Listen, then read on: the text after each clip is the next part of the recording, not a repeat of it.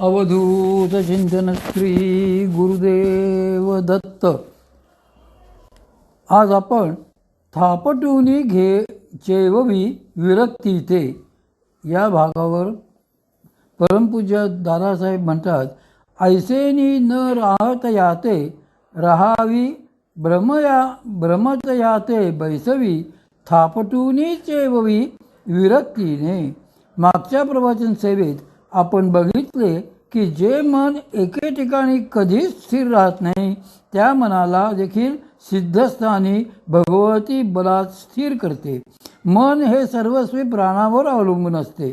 नुसतेच मन व्यवहारात काहीही करू शकत नाही.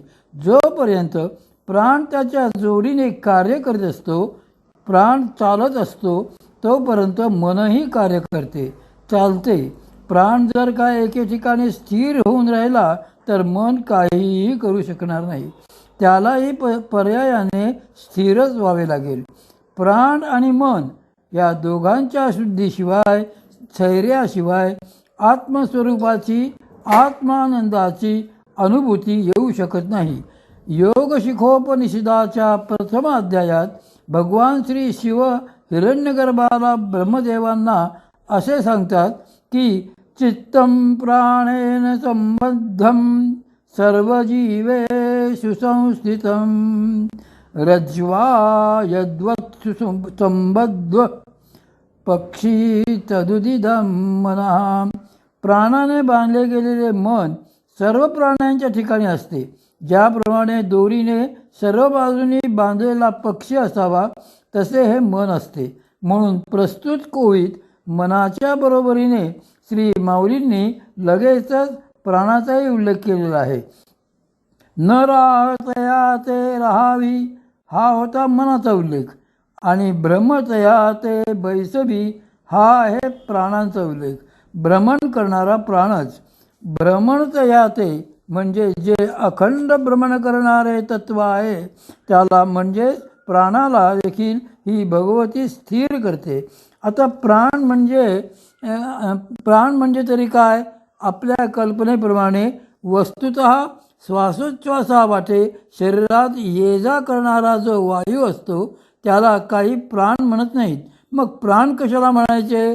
तर प्राण हा त्या भगवती शक्तीचेच एक स्फुरण आहे. परमात्म्याच्या एकोहम भविष्याम या संकल्पापासून प्रथम तो तरंग उठला, स्पंद उठला. तीच भगवती शक्ती. म्हणजे जसे पाणी आहे त्यावर वाऱ्याने तरंग उठला, तसा परमात्म्यावर उठलेला तरंग ही भगवती शक्ती.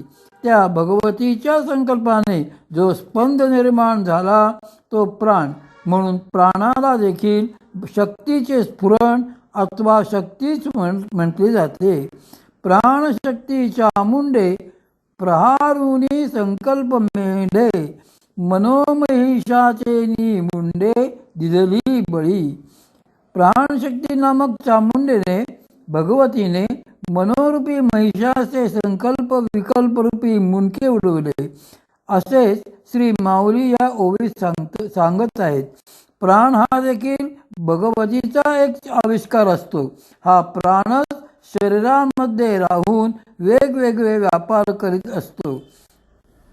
तोच शरीरात अखंड भ्रमण करून विविध शरीर क्रिया करून कर्माला कारणीभूत होत असतो. म्हणूनच कर्माची कारणे सांगताना 18व्या अध्यायात श्री भगवंतांनी असे म्हटले आहे की अधिष्ठानं तथा कर्ता करणं च पृथक्विदं विविधाश्च पृथक्चेष्टा दैवं चैवात्र पंचमम्.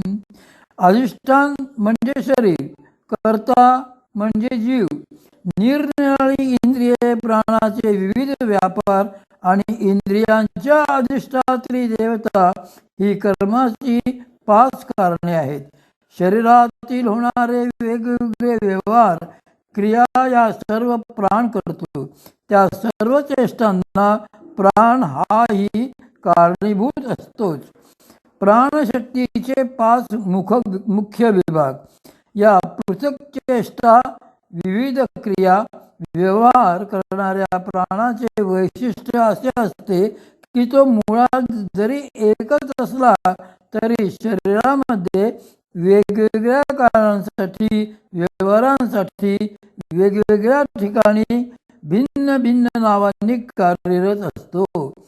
तैसी क्रियाशक्ती पवनी असे जे अनपायिनी ते पडिली नानास्थानी नाना होय.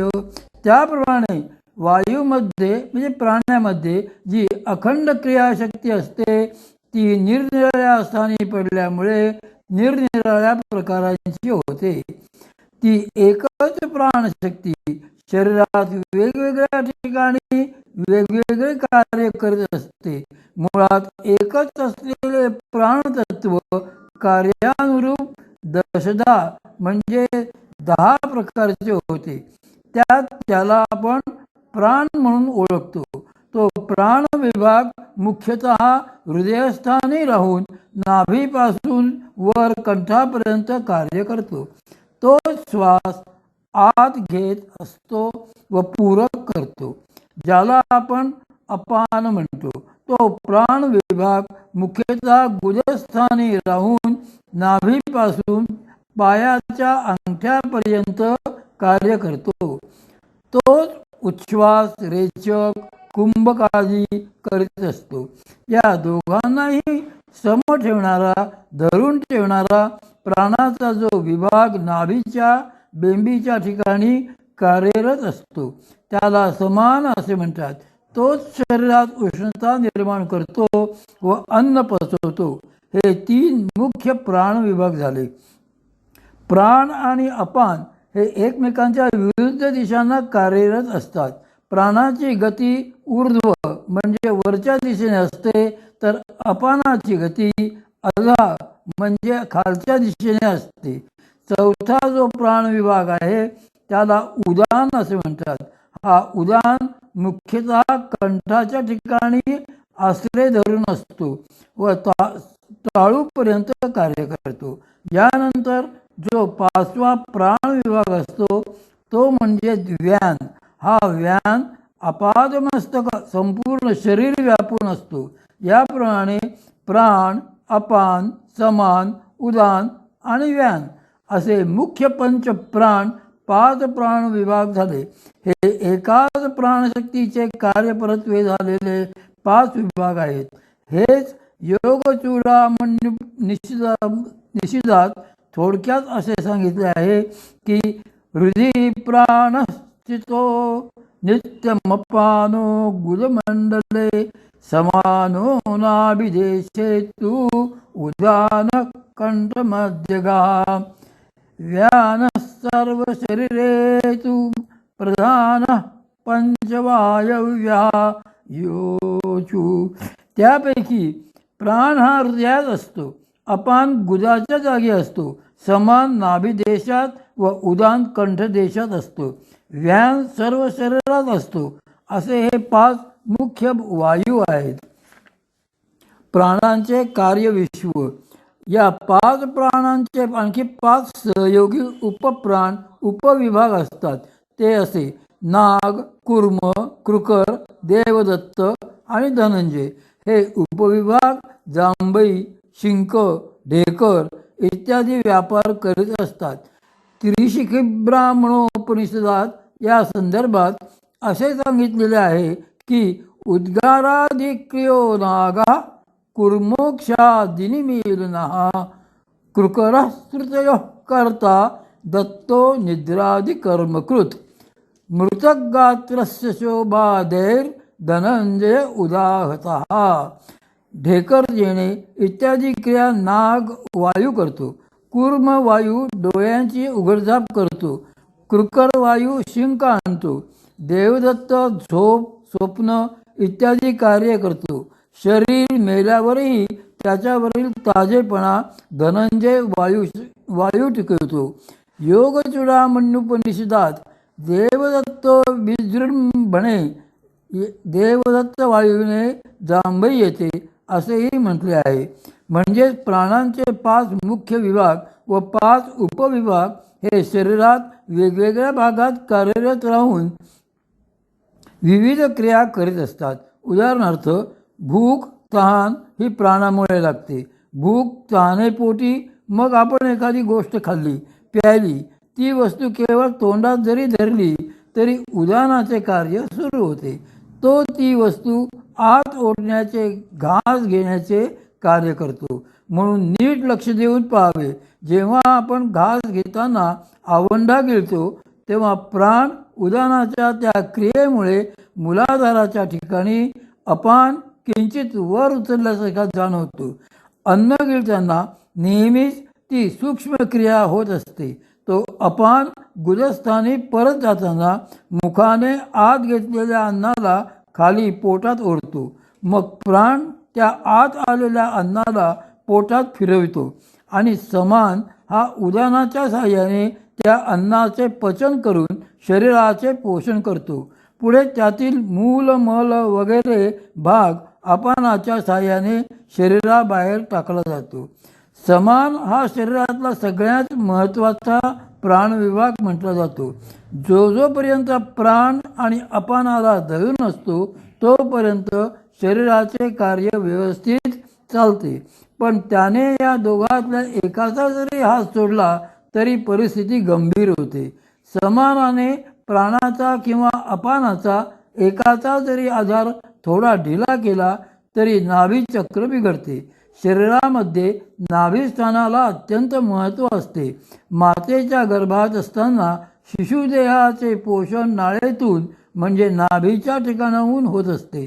समान वायूमुळे ते पोषण यथायोग्य पद्धतीने होत असते. त्रिशिखी ब्राह्मणोपनिषदात म्हटलेच आहे की पोषणादि शरीरस्य समान कुरुते सदा. समान वायू नेहमी शरीराच्या पोषणादी क्रिया करतो. समान जर त्या दरम्यान विकृत झाला, त्याने पोषण कार्य थांबविले तर गर्भ आतल्या आत मरेलच. समान वायूचे महत्त्व. नाभीच्या ठिकाणी असलेला हा समान वायूच मृत्यूचे निमित्त होतो. एखाद्याचा मृत्यू होतो तेव्हा त्याचे प्राणहरण करणाऱ्या शक्तीला आपण यमप्राश किंवा मृत्यूशक्ती असे म्हणतो. ही मृत्यूशक्ती प्रथम समान वायूवरच कार्य करते. तिचे काम सोपे असते. त्या शक्तीने नाभीमधून समानाचे आकर्षण केले की अपान खालच्या खाली आणि प्राण वरच्यावरही दिशेने सरकू लागून वेगळे होतात.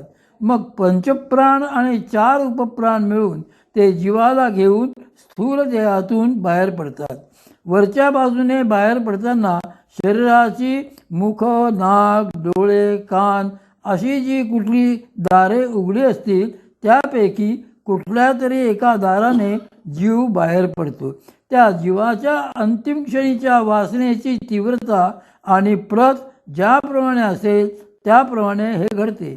एखाद्या जीवाच्या वासना जर अत्यंत हीन दर्जाच्या असतील, त्याच भोगवासनांची तीव्रता जर अधिक असेल तर त्या वासना लिंग देहाला जड करतात आणि त्याला नाभीच्याही खाली ओढतात.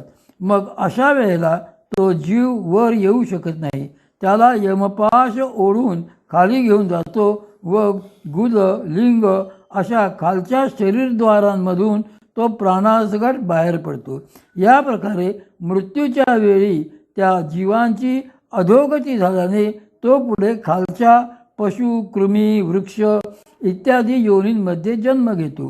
5 प्राणी विभागांमध्ये सर्व शरीराला व्यापून उरलेला जो प्राणविभाग असतो त्याला व्यान असे म्हणतात. त्या व्यानामुळे शरीरातील रक्ताभिसरण होत असते. पचलेल्या अन्नाचे रसात्मक भाग हे शरीराभर पोचवले जात असतात. मात्र पापणीचे स्फुरण, शिंक, जांभई, आळस यासारख्या शरीरातील छोट्या छोट्या क्रिया या उरलेल्या उपप्राणांच्या नाग, कूर्म, कृकर, देवदत्त व धनंजय यांच्या असतात. शिवगीतेच्या 9व्या अध्यायात भगवान श्री शिव श्रीरामांना या संदर्भात सांगतात की उद्गारादी निवेशादी क्षुत्पिसादिकं क्रमात् तंद्रौ प्रभृती शोकादी तेषां कर्म प्रकीर्तितम.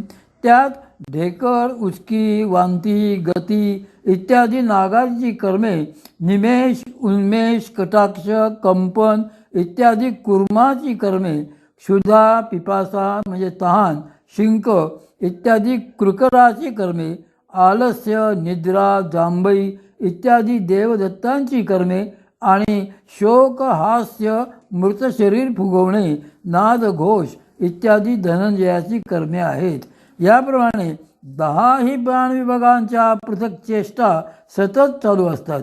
यातले कोणतेही वायू त्यांची शरीरातील नियोजित कार्य करण्याचे जीवाच्या मृत्यूपर्यंत थांबवित नाहीत. म्हणूनच श्री माऊलींनी त्यांच्याकरता शब्द योजलेला आहे. श्री ब्रह्मतया ते बैसवी. सामर्थ्यशील भगवती हा प्राण दशधाहून शरीरामध्ये अखंड भ्रमण क्रिया करीत असतो. त्या प्राणाला जर एका